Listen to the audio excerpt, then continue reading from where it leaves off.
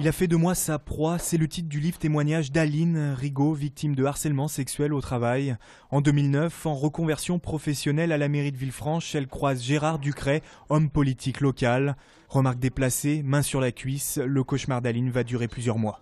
Au-delà de mon témoignage personnel, c'est un témoignage, on pourrait dire, à portée universelle, pour bien comprendre qu'il ne faut pas attendre qu'il y ait pénétration, attendre qu'il y ait plaquage sur un bureau pour qu'on puisse dire qu'il y a harcèlement sexuel. Un harcèlement sexuel, ça commence avec une main sur une cuisse.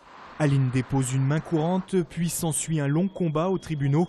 La justice condamne Gérard Ducret à 2 reprises avant que tout s'arrête subitement le 4 mai 2012, le jour où la loi sur le harcèlement sexuel est abrogée par le Conseil constitutionnel.